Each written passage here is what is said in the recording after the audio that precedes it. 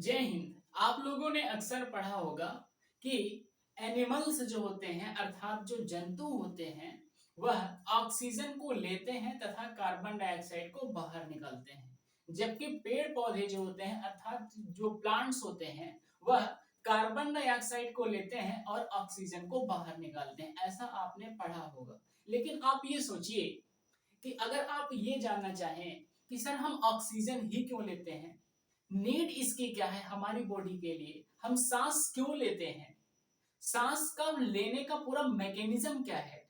हम कुछ देर तक तो सर सांस लेते हैं लेकिन फिर सांस को हम लोग क्या करते हैं, हवा को बाहर निकालते हैं। ये क्या प्रोसेस है, इसका क्या मैकेनिज्म है, ऐसा क्यों हो रहा है, इसके बारे में अगर आपको कुछ बताया जाए तो ये कितना ज्यादा इंटरेस्टिंग होगा।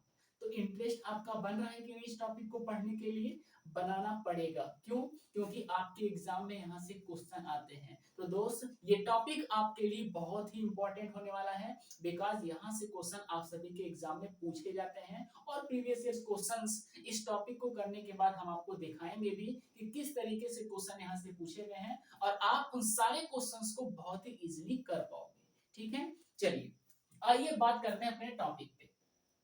ये जो रेस्पिरेशन सिस्टम है, श्वसन तंत्र वाला पूरा पूरा ये टॉपिक है। हम लोग क्या करेंगे, इसे दो पार्ट में बांट के पढ़ेंगे। तो ये आपका जो है ये पार्ट वन हो जाएगा। ठीक है, ये पार्ट वन हो जाएगा और सेकंड हम क्या करेंगे, पार्ट बी भी इसका अपलोड कर देंगे। तो ये पूरा पूरा हमारा टॉपिक कंप्लीट हो जाएगा। ऐसा मैं इसलिए कर रहा हूँ क्योंकि अगर मैं एक वीडियो में इसका पूरा पूरा प्रोवाइड करता हूँ तो वीडियो काफी लेंदी हो जाएगी। आप लोग अगर अच्छी तरीके से कहीं डिटेल अगर आपने पढ़ा होगा तो आपको पता होगा कि ये वीडियो काफी ज्यादा लेंदी हो जाता है।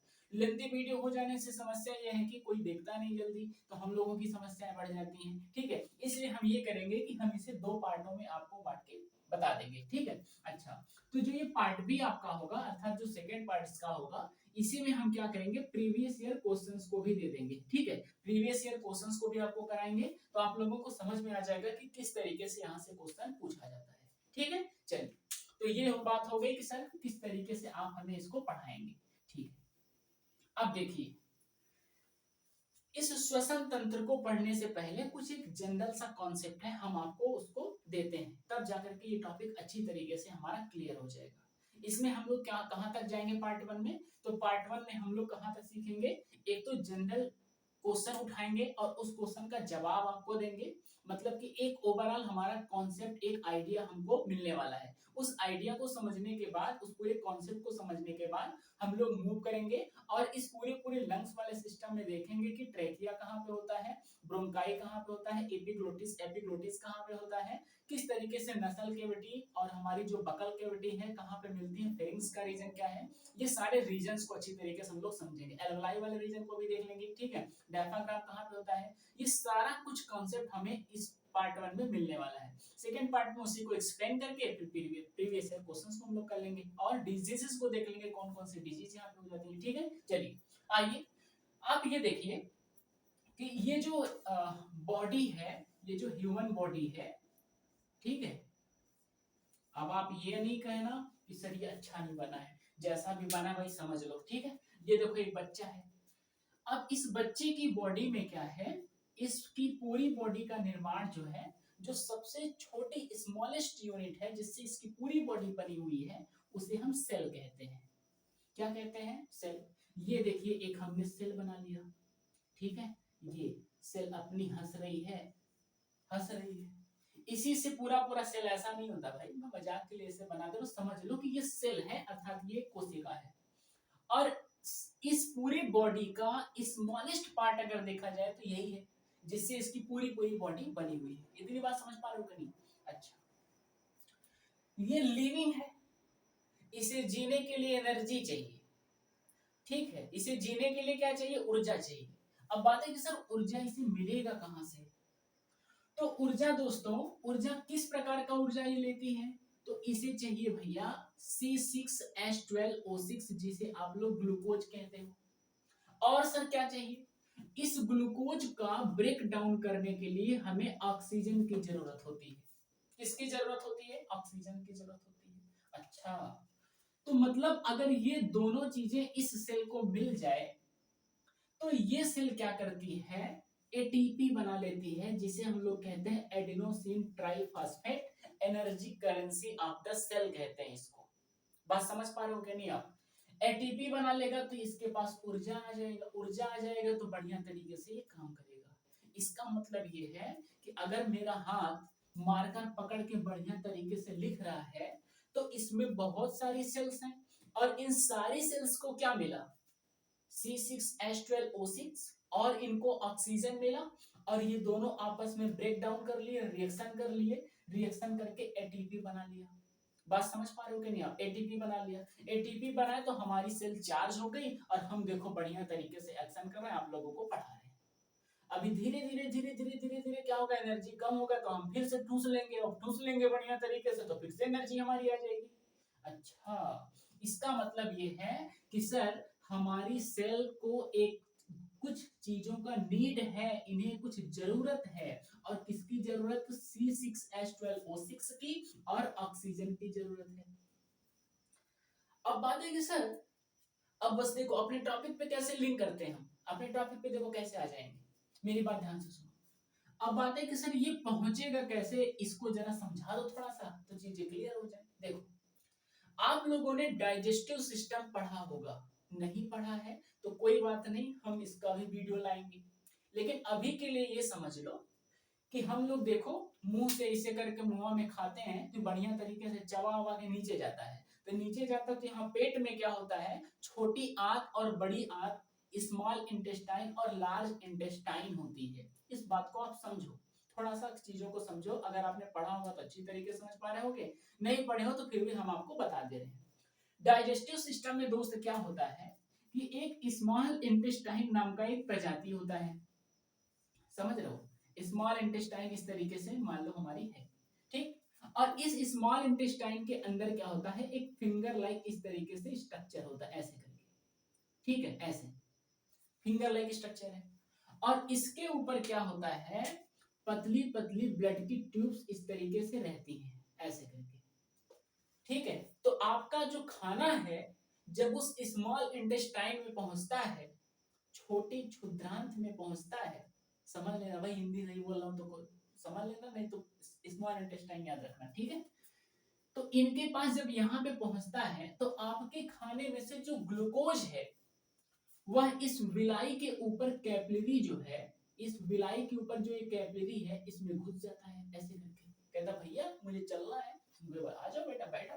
ये कैपिलरी क्या है? एक तरीके से पतली सी ट्यूब होती है जो कि इस पूरे पूरे फिंगर लाइक स्ट्रक्चर को चारों तरफ इस तरीके से छापा रहता है, मतलब उसी के ऊपर ऐसे घुड़मुड़ियाया रहता है, आप ये समझ लो, ठीक है। अच्छा, इसका मतलब क्या है कि सर यहाँ से स्मॉल इंटेस्टाइन से ये C6H12O6 जो है, ये C6H12O6 इस वाले में आ गया और ये लेकर के आया, बोला भैया भैया भैया चलो सेल के पास चलते हैं, ये देखो आ गया।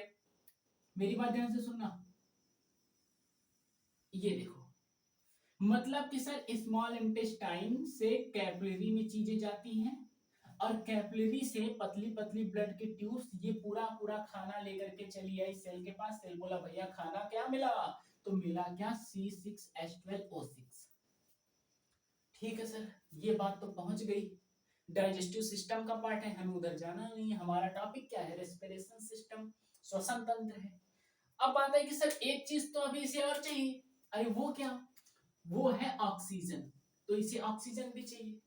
अब बात है कि सर ऑक्सीजन इसे कहां से दोगे? तो आज का ये पूरा पूरा वीडियो इसी पे है कि सेल को ऑक्सीजन मिलता कैसे है। तो छोटा सा कॉन्सेप्ट मैं आपको दे देता हूं, फिर उसके बाद हम लोग इसे एक्सप्लेन करके समझेंगे। ये ऑक्सीजन जो है दोस्तों इस रेस्पिरेशन सिस्टम के अंतर्गत आएगा और इसे मिलेगा। कैसे मिलेगा जरा ध्यान से समझो। इस तरीके से ये हमारा एक तरीके से यहाँ पे लंग्स हो गया, ठीक है, ऐसे करके हमने लंग्स बना लिया, ठीक। आप जो सांस हम लोग जो ऐसे देखो करके सांस ले रहे हैं ना, तो ऐसे जो सांस ले रहे हैं, तो ये सांस ले रहे हैं तो ऐसे करके हमारी ये एयर आई और यहाँ ऑक्सीजन चला गया ऑक्सीजन चला गया। अब ऑक्सीजन अंदर गया तो एक इस तरीके से एक ऐसा प्राणी था जिसे हमने कहा था क्या, एल्वलाई। एल्वलाई के पास भी पतली पतली ब्लड की ट्यूब्स थी, इसके पास भी पतली पतली ब्लड की ट्यूब्स थी, इस तरीके से चारों तरफ। और यहाँ से ऑक्सीजन जंप मारा, कूद के आ गया कैपिलरी में। ध्यान से समझना मैं क्या कह रहा हूँ। ऑक्सीजन जो है एल्वलाई से जंप मारा और चला आया कहाँ पे, कैपिलरी में। कैपिलरी बोली भैया हम तो जा रहे हैं सेल के पास। ये देखो आ गई सेल के पास, ये देखो ये सेल के पास आ गई। अब सेल के पास क्या मिला, सेल को ऑक्सीजन मिला, कहां से, इस वाले पार्ट से। सेल को C6H12O6 कहां से मिला, इस डाइजेस्टिव सिस्टम वाले पार्ट से। ठीक है, बात समझ पा रहे हो कि नहीं आप, डाइजेस्टिव सिस्टम वाले पार्ट से मिला और सेल अपना काम की, एटीपी बनाया, काम खत्म हो गया।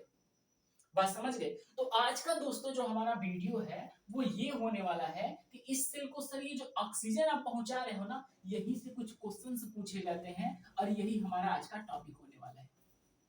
बोलो बात क्लियर है कि नहीं, एकदम सब बढ़िया तरीके से चल रहा है। रफ लो, रफ नोट्स पकड़ो भैया, बढ़िया तरीके से पेन लो और हमारे साथ आप भी लिखते रहो। मैं ये वादा करता हूँ, ये कमिटमेंट है हमारा कि आज के बाद आपको इस टॉपिक से किसी प्रकार की समस्या नहीं होगी। ये एकदम गांठ बांध के रख लो। बात क्लियर हो गई, चलो आ जाओ।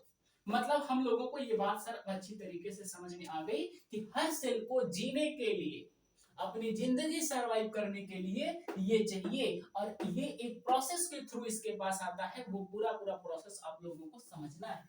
ठीक है, बात समझ में आ रही है कि नहीं कुछ। अच्छा, ये बात तो हम लोगों की अब क्लियर हो चुकी है।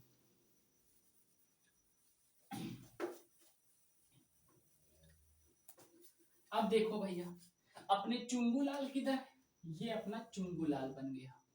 ठीक, कान और इसका लगा दे रहा हूं, सेल नहीं, अच्छा ऐसे लगा दूंगा तो आप लोग सोचोगे सेल है, क्योंकि हमारी सेल तो वैसी ही होती है कि नहीं।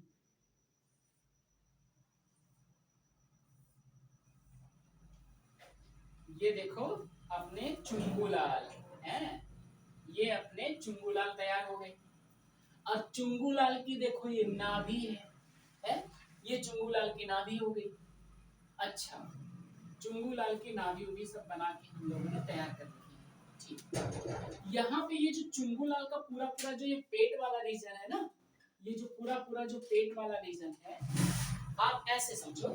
देखो ये वाला रीजन हमारा क्या है, ये पूरा पेक्टोरल वाला रीजन, ये पूरा जो है हमारा ये पेक्टोरल वाला रीजन। और नीचे जाओगे तो ये पूरा हमारा हिप वाला रीजन, जो पेल्विक वाला रीजन है। इसके बीच में ये पूरा, मैं बात कर रहा हूँ इसकी, ये पूरे पेट की, मैं यहाँ से लेकर के यहाँ तक ये पूरा स्ट्रक्चर का मैं बात कर रहा हूँ, ये वाला रीजन। इस पूरे रीजन में क्या है कि यहाँ पे एक डायफ्राग्राम होता है, एक मस्कुलर ऑर्गन एक तरीके से कह सकते हैं, ऐसे करके एक डायफ्राग्राम होता है।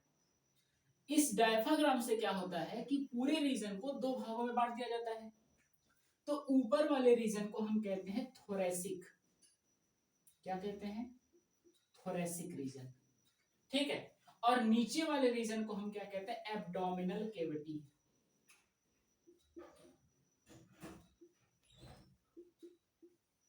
क्या कहते हैं, एब्डोमिनल कैविटी। मेरी बातों को खूब ध्यान तरीके से समझना, नोट भी कर लो। क्या ये क्या है, ये है भैया डायफ्राग्राम, ये है डायफ्राग्राम। ठीक है सर, डायफ्राग्राम क्या कर रहा है, ऊपर और नीचे दो चैम्बर में से बांट दिया। तो ऊपर वाले रीजन को हमने क्या कहा, थोरेसिक, और नीचे वाले रीजन को क्या कहा, एब्डोमिनल कैविटी कह दिया। बात इतनी क्लियर हो गई। ठीक, इस थोरेसिक वाले रीजन में क्या होता है कि लंग्स होता है, और लंग्स के ऊपर क्या होती है, रिब केज होता है। स्केलेटन सिस्टम में आप लोगों को बताया जाएगा कि किस तरीके से रिब्स होती, कितनी रिब्स होती हैं, कहां से निकलती, कौन सा जुड़ता है, फ्लोटिंग रिब्स कौन सा होता है, प्रोसेस रिब्स कौन सा होता है, ये सारी जानकारी हम लोग स्केलेटन में लेंगे।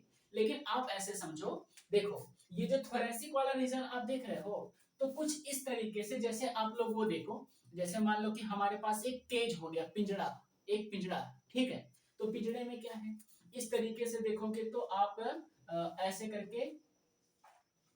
करके स्ट्रक्चर इसका मान लो मैंने बना लिया, ऐसे। आप केज समझ रहे हो ना, पिजड़ा, पिजड़ा एक तरीके से, ठीक है। अब पिजड़े के अंदर एक तो यहाँ तोता बैठा दिया, एक तो इधर तोता इसे करके बैठा दिया। अब तोता देखो, तोता तो पिजड़े के अंदर है और चारों तरफ से क्या है, चारों तरफ से एक मेटल की पतली पतली वॉल्स लगी हुई है और उसी अंदर बैठा हुआ है। बात समझ गए। तो हमारे पास जो भैया इधर भी दो तोता है, पैरट है, और उसे हम क्या कहते हैं, लंग्स कहते हैं। बात समझ गए। और जरा समझो, इधर देखो, इधर देखो, यहाँ पे क्या होता है कि इस वाले रीजन में कुछ इस तरीके से, कुछ इस तरीके से एक, और इस साइड भी इसी तरीके से, ऐसा वाला कुछ स्ट्रक्चर जो है यहाँ पे प्रेजेंट होता है। ठीक है, बात समझ पा रहे हो कि नहीं? ऐसा वाला स्ट्रक्चर कुछ यहाँ पे प्रेजेंट होता है। ठीक, किस रीजन में? तो थोरेसिक वाले रीजन में। इस बात को नोट कर लो अच्छी तरीके से। अच्छा, अब हम लोग चलो इसको बढ़िया तरीके से पहले बना के समझ लेते हैं, क्योंकि यहाँ से भी क्वेश्चन जो है वो पूछ लिया जाता है। अब इतनी बात तो हम लोगों को समझ में आ ही चुकी है ना? कोई दिक्कत वाली बात हो तो बता देना, तुरंत कमेंट कर दो। हाँ, बाद में उसका आंसर किसी दूसरे वीडियो में दे देंगे आपको। चलो आ जाओ। देखो, हम लोग जब सांस लेते हैं तो कैसे लेंगे? देखो, ऐसे करके सांस लेते हैं। अच्छा, कुछ बुढ़ऊ दादा लोग होते हैं तो सोए रहते हैं खटिया पे और बढ़िया तरीके से मुंह से खोल लेगा, ऐसे करता है कि नहीं है? तो मुंह से सांस लेते तो बड़ा जोर जोर चिल्लाते हैं भाई। कुछ लोग तो डर जाते हैं बेचारे कि काहे के लिए इतना मेरे दादा चिल्ला रहे हैं। ऐसा होता है कि नहीं? ऐसा होता है। ठीक, अच्छा, मतलब सर माउथ से सांस लेते हैं और नाक से भी सांस जाती है। ठीक है, बनाता हूँ। इधर देखो, ये भाई मान लो आपका नाक वाला दो होल हो गया और ये होल ऐसे करके मान लो गया। नीचे आपका ये माउथ वाला सेक्शन हो गया, ये माउथ वाला सेक्शन है। ठीक है, इस बात को समझते रहना। ये माउथ वाला सेक्शन होगा, इधर से भी एयर जाएगी और ये दोनों आपका जो नाक का होल है इससे भी ऐसे करके एयर जाएगी। ठीक है, लेकिन होता क्या है कि आगे चल करके ये दोनों एक ही प्रोसेस में खुलती हैं, अर्थात एक ऐसी नली होती है जहां पे ये दोनों खुल जाती हैं।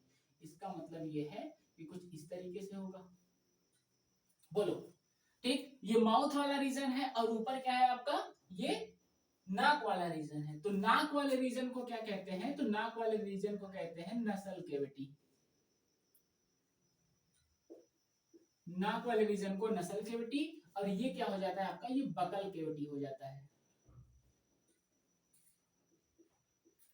ये हो जाता है बकल केविटी। बात समझ में आया? ऊपर नसल केविटी और नीचे बकल केविटी। नसल केविटी और बकल केविटी दोनों कहां खुलेंगे? इस वाले रीजन में। बोलो, ध्यान से सुनना, इस वाले रीजन में खुलेगी। तो इस वाले रीजन को क्या कहते हैं? फेरिंग्स।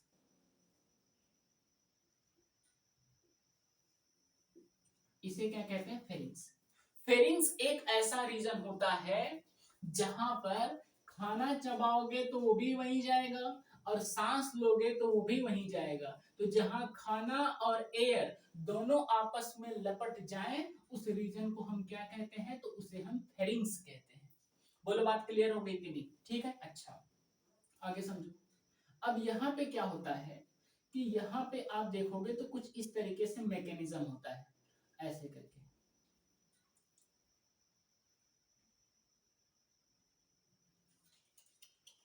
ऐसे करके एक मैकेनिज्म होता है और यहां से ये दो पाइप्स में डिवाइड हो जाता है। ठीक, दो पाइप्स में इस तरीके से डिवाइड हो जाएगा। तो हम लोगों को तो ये वाला पाइप का बात करना है। देखो, हो क्या रहा है कि अगर आप खाना खाओगे तो खाना आपका ऐसे करके जाएगा, है? ऐसे नीचे आएगा। तो जब नीचे आएगा तो ये देखो, एक तरीके से यहाँ पे क्या है कि एक जो है वाल्व लगा हुआ है।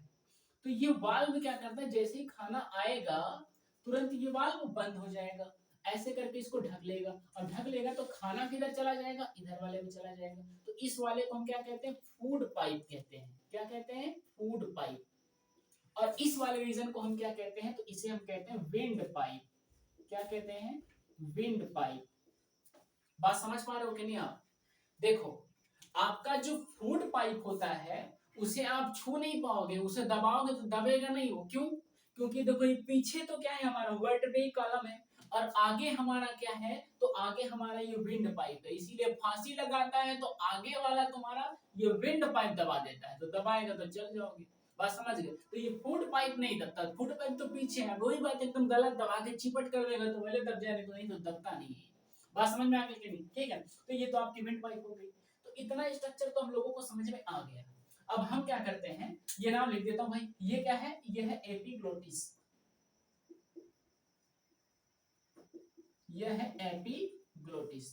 ठीक है, तो एपिग्लोटिस का काम क्या होता है, आपके भोजन को और एयर को सेपरेट आउट करना। बात समझ गए। इसमें एयर जाने के लिए छोड़ देगा, लेकिन खाना आएगा तो तुरंत बंद कर देगा। अब कुछ लोग क्या करते हैं, खाते वक्त तो भकर भकर बोलता है, तो बोलने से क्या होता है, कभी कभी एयर यहाँ से खाना आपका जो है एक आध पार्टिकल इसमें चल जाता है, तो बाद में लौटा के खाना को लाता है, कहते हैं चल निकल भाई, और निकलेगा तो नाक से निकल जाएगा धड़ाम से, तो छींकेगा बड़ा तेज से धड़ाम से। बात समझे कि नहीं? तो वही वो फूड पार्टिकल होता है जो यहाँ से निकल के इस तरीके से जाएगा और आपके नाकों के माध्यम से निकल जाएगा। बात समझ में आ गया? ठीक है, अच्छा। अब हम लोग इसको आगे चल के थोड़ा सा एक्सप्लेन करते हैं और इस पार्ट को हम लोग आगे बढ़ाते हैं। चलो यही बना देता हूँ भाई, कोई बात नहीं। देखो, ये तो विंड पाइप हो गई, तो विंड पाइप का नाम तो मैंने दे ही दिया, ट्रैकिया विंड पाइप एक तरीके से कह सकते हैं। तो यहाँ पे क्या होता है, आपका जो एपिग्लोटिस होगा, उसके बाद एक इस तरीके से ऐसे स्ट्रक्चर होगा, ऐसे करके। अब इसको छोड़ देते हैं, फूड पाइप को छोड़ देते हैं, इसकी कोई जरूरत नहीं है। ये देखो, इस तरीके से आगे बढ़ेंगे हम, हैं? तो इस वाले रीजन को जो यहाँ पे हल्का सा निकला हुआ है, इसे कहते हैं लेरिंग्स, इसे कहते हैं लेरिंग्स।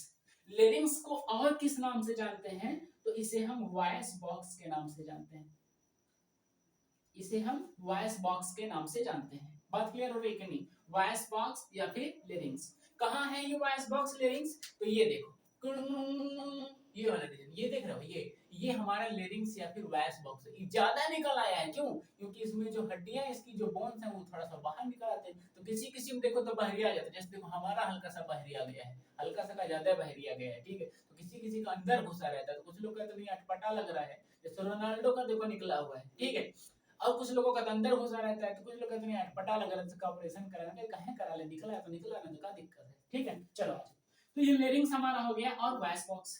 लेरिंग्स वॉइस बॉक्स क्या होता है, उसके नीचे क्या होता है, एक इस तरीके से इस पाइप के ऊपर ऐसे सी टाइप का स्ट्रक्चर रहेगा, एक कार्टिलेज रहता है, ठीक है, ऐसा करके एक स्ट्रक्चर रहता है।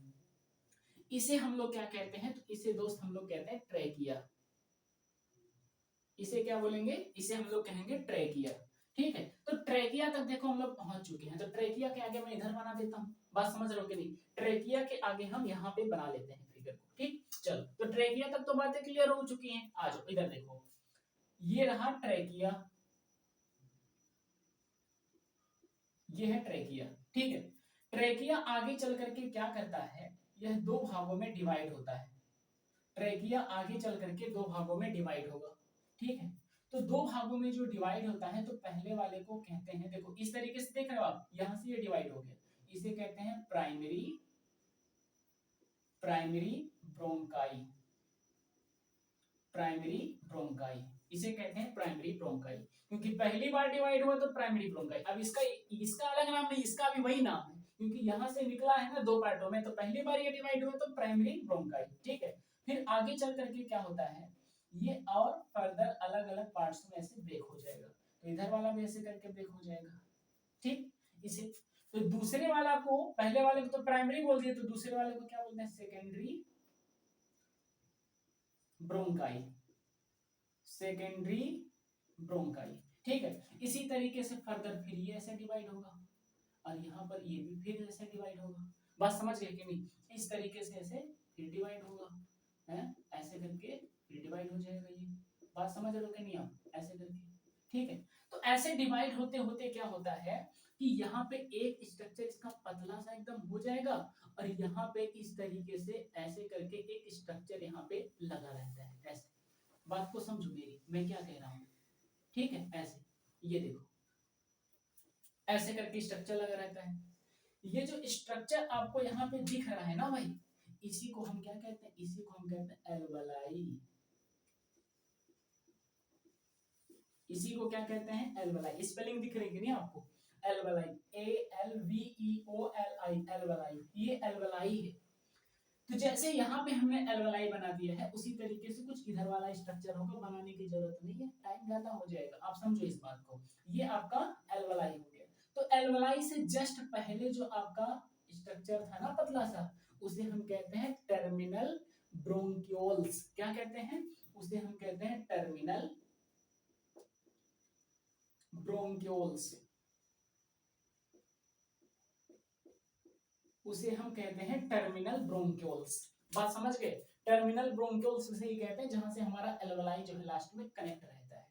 ठीक, इतनी बात तो समझ में आ गई। बोलो, यहां तक बातें क्लियर है? अच्छा, अब ये सभी क्या होता है भैया कि देखो ये हमारी ट्रेकिया, और इस तरीके से हमने ये स्ट्रक्चर जो बना लिया, ठीक है, ये देखो आप, तो यहाँ पे इसी तरीके से एक ऐसा स्ट्रक्चर होता है,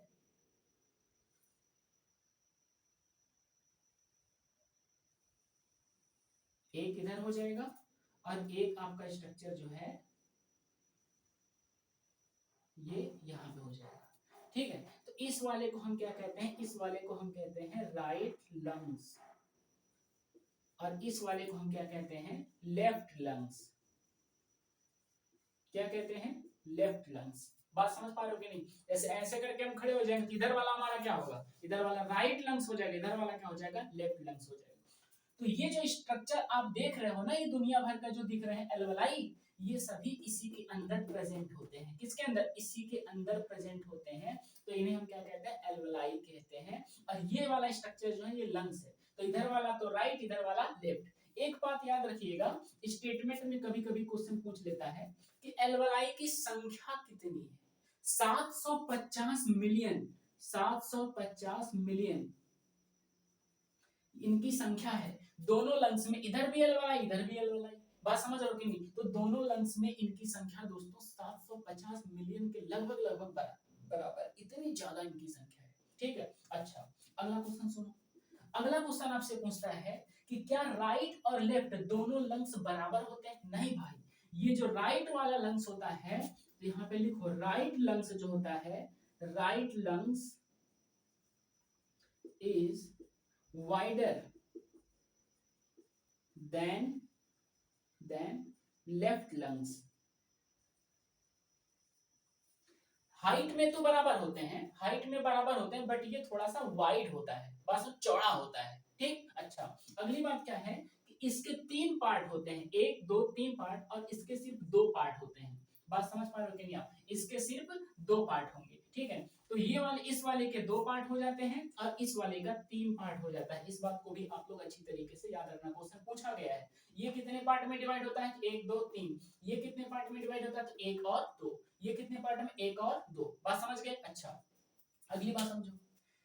इस, ये जो आप लोगों को यहाँ पे ये दिख रहा है लंग्स, तो इसके ऊपर एक पतली सी लेयर होती है, ऐसे ऐसे करके एक पतली सी लेयर होगी।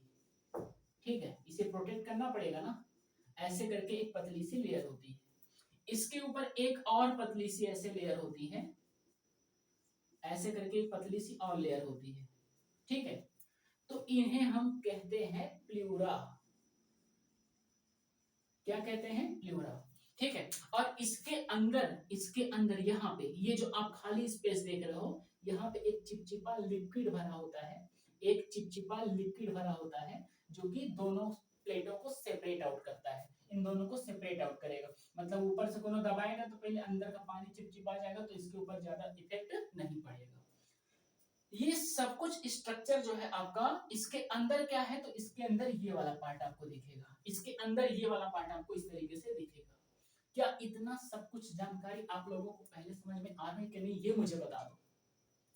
ये सारा कॉन्सेप्ट आपको समझ में आना चाहिए, तभी जाकर के मजा आने वाला है। ठीक, मैंने क्या बताया? हमने बताया कि देखो भैया, ये नसल कैविटी समझ में आई, बकल कैविटी, फेरिंग्स क्या है, लेरिंग्स क्या है, फूड पाइप क्या है, ट्रैकिया क्या है, वॉइस बॉक्स क्या है, ये बात क्लियर हुई। फिर आगे चल के हमने आपको बताया कि देखो भाई, ट्रैकिया फर्दर डिवाइड होती है 2 भागों में, प्राइमरी ब्रोंकाई, सेकेंडरी ब्रोंकाई। फिर हमने कहा कि देखो एल्वलाई के जैसा ऐसा कुछ स्ट्रक्चर होता है, इनकी संख्या 750 मिलियन के बराबर होती है और ये दोनों लंग्स में प्रेजेंट होते हैं। ठीक है, दोनों लंग्स में क्या होते हैं, ये प्रेजेंट होते हैं। फिर हमने कहा कि देखो भाई राइट और लेफ्ट लंग्स जो होता है, राइट वाला 3 भागों में डिवाइड होता है, लेफ्ट वाला 2 भागों में डिवाइड होता है, ये बात आपको समझाया। हमने कहा कि राइट लंग्स थोड़ा सा हमारा वाइडर होता है देन किसके, लेफ्ट लंग्स के। फिर हमने कहा कि इसके ऊपर एक लेयर लगी होती है जिसे हम लोग प्लूरा के नाम से जानते हैं और उसके ऊपर भी होती है, दोनों को सम्मिलित रूप से हम प्लूरा कहते हैं। तो अंदर और बाहर वाले का अलग अलग नाम होता है, जानना बिल्कुल भी आप लोगों के लिए जरूरी नहीं है। ठीक है, चलिए ये सारा कॉन्सेप्ट आप लोगों को अब आशा करता हूँ कि समझ में आ गया होगा। अब हम लोग थोड़ा सा अपनी गाड़ी को आगे बढ़ाते हैं। ठीक है, चलिए स्क्रीनशॉट ले लिया करिए आप लोग समय समय पे। आइए अब हम लोग थोड़ा सा बातों को आगे बढ़ाते हैं।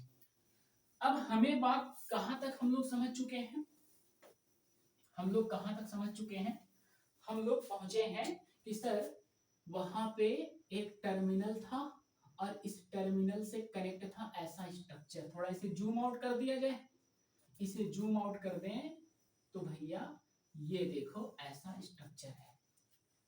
बोलो समझ में आया कि नहीं आया, ऐसा स्ट्रक्चर है। इस वाले स्ट्रक्चर को हमने क्या नाम दिया था, हमने कहा भैया यही तो एल्वलाई है। क्या यार एल्वलाई की स्पेलिंग क्या कर गई, L V A I L I, एल्वलाई, एल्वे, अच्छा वी ओ, ठीक है एल्वोलाई। ठीक है, बात समझ गए, ये एल्वोलाई हो गई। अच्छा तो अब ये बात हुई कि सर ऊपर से ट्रैकिया से अगर एयर आया, ट्रैकिया से अगर एयर आया तो कहां जाएगा, इसी में तो आएगा, इसी में तो आएगा, यहां तक आएगा। तो सर फिर क्या होगा, अब होता क्या है दोस्त, इसी एल्वलाई के चारों तरफ पतली पतली इस तरीके से कैपिलरी होती है, ऐसे कैपिलरी होती है। तो यहाँ ऑक्सीजन जो आ रहा है ये धीरे से इसमें बैठ जाएगा, यहाँ पे कार्बन डाइऑक्साइड जो इनके पास है वो इसमें चला जाएगा। इसका मतलब क्या है, इसका मतलब ये है कि एल्वलाई एक ऐसा स्टेज है जहां से ऑक्सीजन हमारी कैपिलरी में और कार्बन डाइऑक्साइड इधर से हमारी कैपिलरी से इधर एल्वलाई में चला जाएगा। बात समझ पा रहे हो कि नहीं आप, मैं क्या कहने वाला हूँ। ठीक है, एल्वलाई में क्या होता है दोस्तों, इस तरीके से गैसेस का ट्रांसफर होता है। तो ये बात तो हम लोगों को समझ में आ चुकी। अब बात है कि सर एक बात बताइए, अभी हमें कुछ चीजें जो है वो क्लियर नहीं, एल्वलाई का तो कॉन्सेप्ट समझ में आ गया है। अब आप लोग सोच रहे हो कि सर एक बात बताइए, आपने जो क्वेश्चन पूछा था ना, अरे क्या कि ये ब्रीदिंग क्या होती है, सांस लेना क्यों जरूरी है, ये चीजें थोड़ा सा हम लोगों को समझा दीजिए आप। देखो बात को समझो, ये जो हमारा पूरा पूरा ये जो थोरैसिक कैविटी थी, नीचे एब्डोमिनल कैविटी है, ऊपर इस तरीके से लंग्स होते हैं।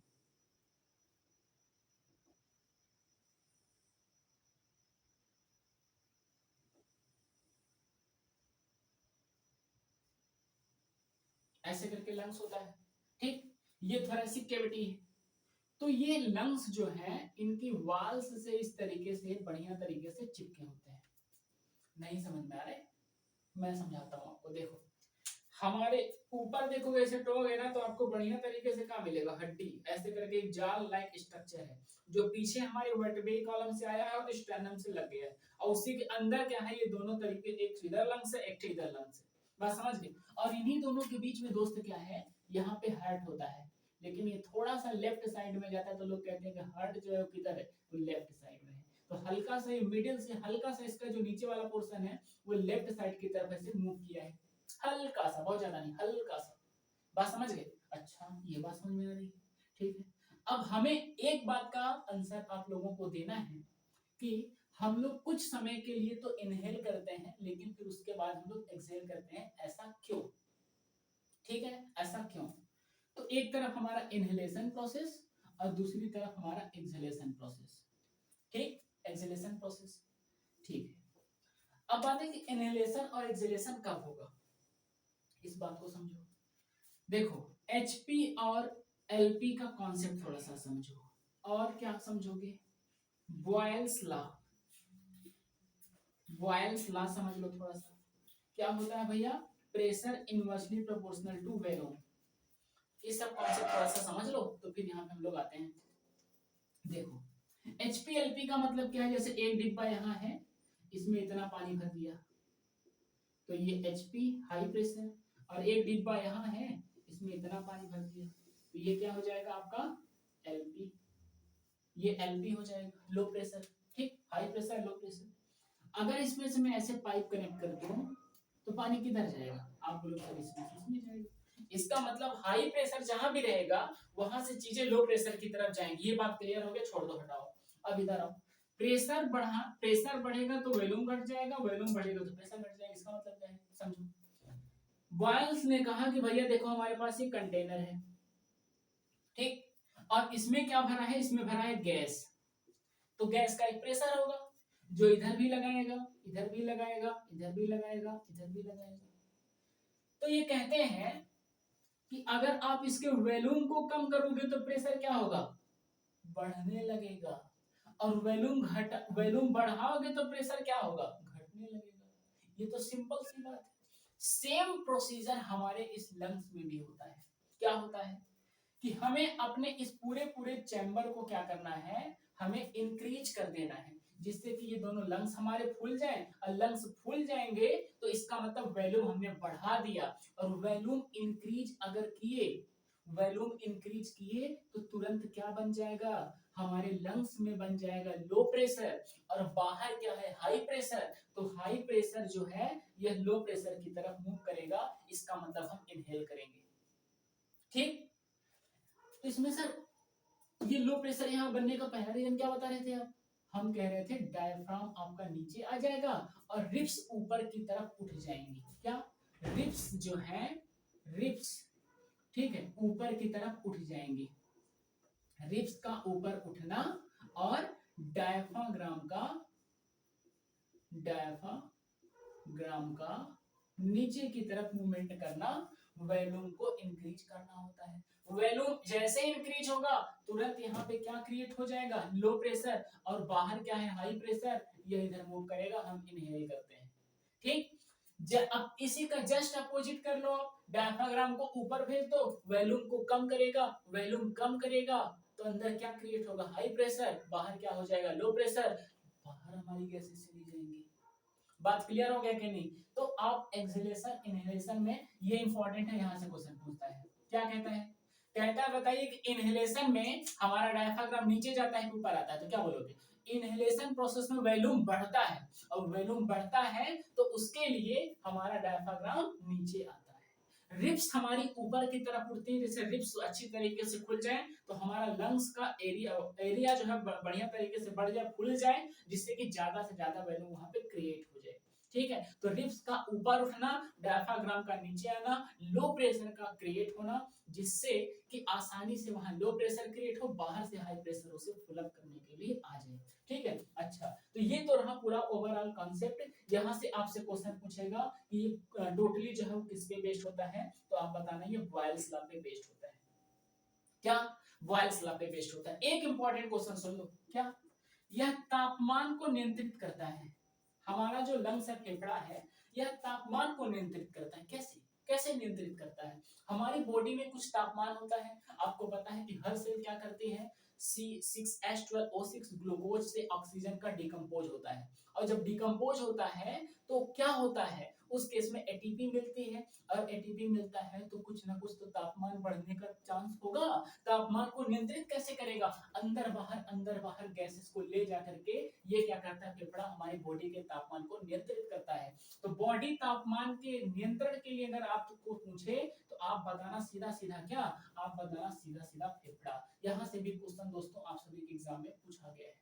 बात क्लियर हो गई? तो आज का ये पार्ट 1 में हम लोग इतना ही करेंगे। हम लोगों को अब ये समझ में आ चुका है कि ट्रैकिया क्या होती है, नसल कैविटी क्या होती है, विंड पाइप क्या होती है। ये सारी जानकारी आप लोगों को समझ में आ चुकी है। साथ ही साथ हम लोगों को ये भी समझ में आ चुका है कि हम लोग इनहेल क्यों करते हैं, और हम लोगों को एक्सहेलेशन का प्रोसेस भी समझ में आया कि हम लोग फिर बाहर उसे कैसे निकालेंगे, हार्ट का लोकेशन क्या होता है, ठीक है। साथ ही साथ आप लोगों को ये भी कॉन्सेप्ट समझ में आ चुका है कि एल्वलाई का कॉन्सेप्ट क्या होता है, गैसेस हमारी किस तरीके से ट्रांसफर होती हैं। नेक्स्ट वीडियो में आपसे बात करेंगे कि यह ब्रीथिंग और रेस्पिरेशन में क्या अंतर होता है। साथ ही साथ हम लोग और भी चर्चा करेंगे, जैसे कुछ हमारी रेस्पिरेशनल डिजीज है उसके बारे में बात करेंगे। साथ ही साथ रेस्पिरेशन में कुछ प्रोसेस हैं जिसमें ब्रीदिंग आता है, एक्सटर्नल रेस्पिरेशन आता है, इंटरनल रेस्पिरेशन आता है, सेलुलर रेस्पिरेशन आता है, उसके बारे में भी आप सभी से मैं बात करने वाला हूँ। ब्रोंकाइटिस क्या होता है, और इसके बाद आपका दमा एक रोग हो जाता है, निमोनिया हो जाता है। इन सारी डिजीजेस के बारे में भी आप सभी से चर्चा करने वाला हूँ। साथ ही साथ आप लोगों को मैं बताने वाला हूँ कि जब हम ऊपर जाते हैं, माउंटेन वाले रीजन पे जाते हैं, तो उस समय हमें सांस ज्यादा लेने की जरूरत क्यों होती है। एक धावक जो होता है, जो रनिंग पोजीशन में होता है, तो वह तेजी से सांस क्यों लेता है। ये इन सभी क्वेश्चंस का जवाब आपको हम नेक्स्ट पार्ट में देने वाले हैं। आज के लिए इतना ही, मिलते हैं आप सभी से अगले पार्ट में। जय हिंद।